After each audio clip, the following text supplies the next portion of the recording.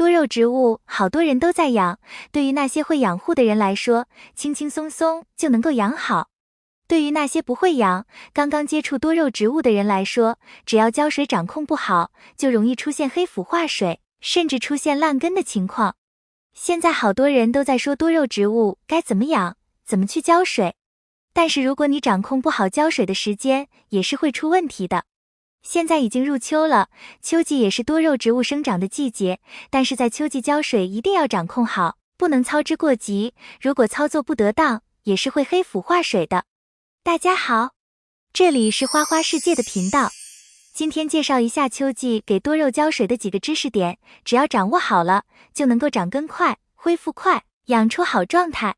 1、浇水的条件。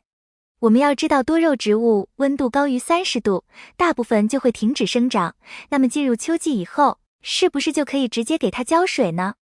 这是绝对不可以的，因为刚入秋季的时候，温度也是非常高的。现在虽然已经立秋很久了，但花花这边的温度还在30度以上，所以浇水是不合适的。我们要根据当地的温度，如果温度持续高于30度，就按照夏季浇水的原则。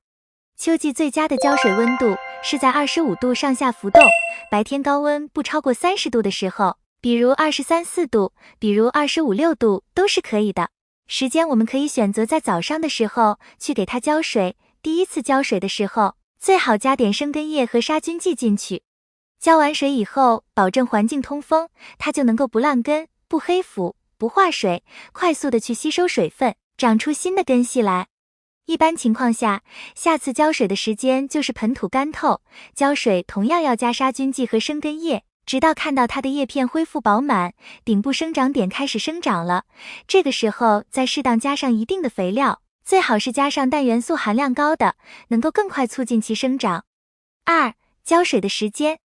很多新手花友很难判断给多肉浇水的时间，有的时候好多天才浇水一次，有时又会频繁的不断浇灌。其实没有规律的浇水是很不正确的，对于多肉植物的生长也会很不利。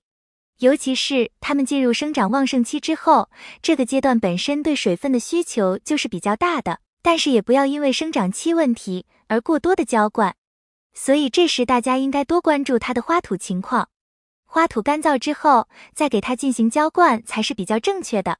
如果无从判断怎样才是花土干燥，可以适当的用竹签或者筷子插入花土中，以此来判断花土的湿润度，这样比较容易判断出是否需要浇水的问题，而且也不会让多肉的花盆中有太多的积水产生，对于多肉植物的生长也非常有利。刚入秋期热高的时候，需要选择温度低的时候浇水。等完全进入秋天，气温低了以后，就需要选择气温高的时候浇水。原则就是要保证浇完以后，水能快速蒸发，不形成高温高湿的环境。3、浇水的方式。浇水时不能当头浇花，应沿花盆的边缘慢慢渗透，或用浸盆法浇水，让土壤湿润，但不要积水。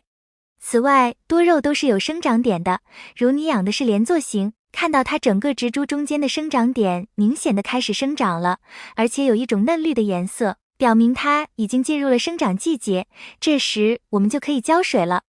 在浇水时，记得看天气预报，当持续有阴雨天气时，就要禁止浇水。一方面容易感染病菌，另一方面缺光又有水，容易导致土长。遇到阴雨天，要等1到2天连续晴天才能浇水。所以在秋天多肉植物的浇水，可以按照生育期多浇，休眠期少浇，生长旺盛的健康植株多浇，长势弱的植株少浇的原则，这样既能满足植株生长对水分的需要，又能避免积水烂根。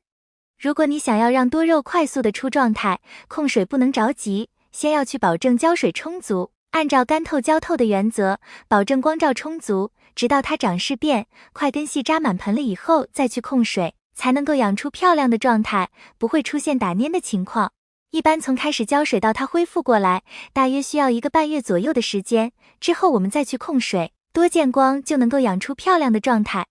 4、其他注意事项。如果在初秋想要折腾给多肉换盆土，在换盆土的过程中，肉难免会伤根须。要知道，肉移栽后需要适应期，除了很多科普贴介绍移栽时需要喷多菌灵保险之外，浇水也不要太透，只要保持土壤有潮气即可。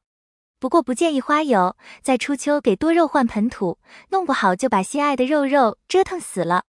还有很多花友养多肉盆栽的过程中怕脏，在花盆底部垫一个底托。如果给多肉浇水多了，或者路养上遇到淋雨，这样容易引起花盆底部有积水，如果不及时将积水排除掉，很容易引发多肉根部腐烂。不过只需要及时将盆内的积水排掉，能够避免烂根。一般可以把肉盆栽摆放到通风的地方，让多余的水分快速流失即可。综述，秋季给多肉浇水，掌握住这4个要点，爆盆肥叶就变得很简单。所以我们在养多肉的过程中，一定要学会总结，慢慢找到适合自己也适合多肉的养护方式，这样才有利于它的整体生长，而且也会让多肉在之后变得肉感十足，看起来也更加可爱。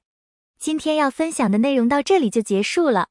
分享的内容如果有错误和疏漏，还请批评指摘。秋季多肉浇水，如果你还有什么问题，欢迎在评论区留言。如果你喜欢花花的内容，请点赞、关注、转发给更多人看到。感谢你的观看，感谢粉丝一直以来的喜欢和支持。我们下期见。